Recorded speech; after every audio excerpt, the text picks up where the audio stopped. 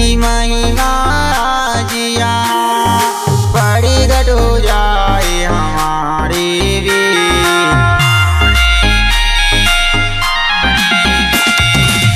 ईश्वर की महिमा जिया बड़ी घट हो जाए हमारी भी।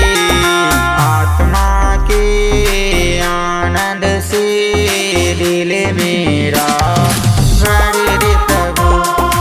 आत्मा के आनंद से दिल मेरा भर दे प्रभु। Recording by Zenex Studio Sursen.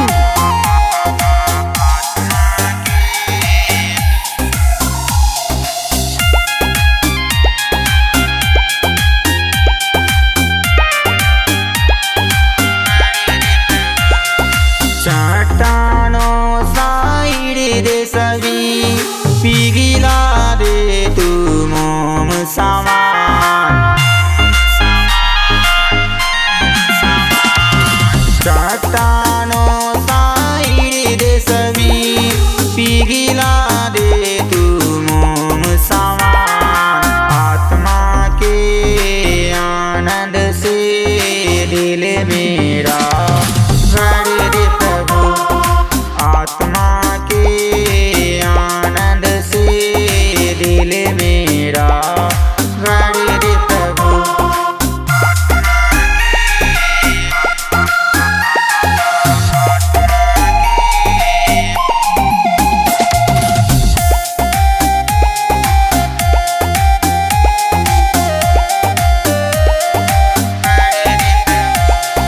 दिल का खेत बना करके प्रभु यीशु तू वचन बोले।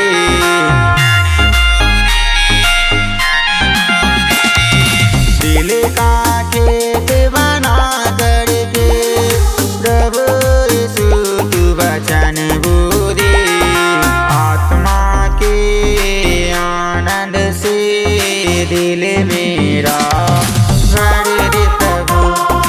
आत्मा के आनंद से दिल मेरा भर दे प्रभु।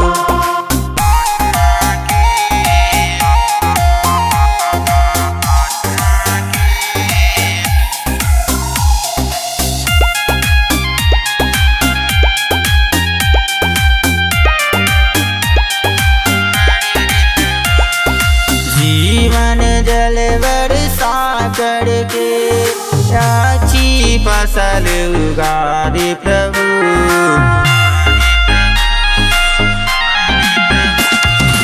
जीवन जल बरसा करके अच्छी फसल उगा दे प्रभु। आत्मा के आनंद से दिल मेरा भर दे प्रभु। आत्मा के आनंद से दिल मेरा भर दे प्रभु।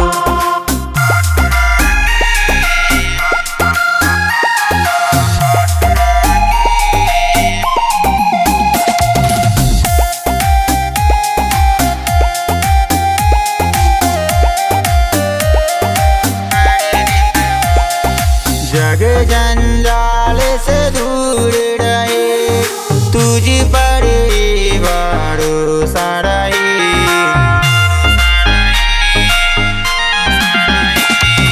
जग जंजाल से दूर रहे तुझ पर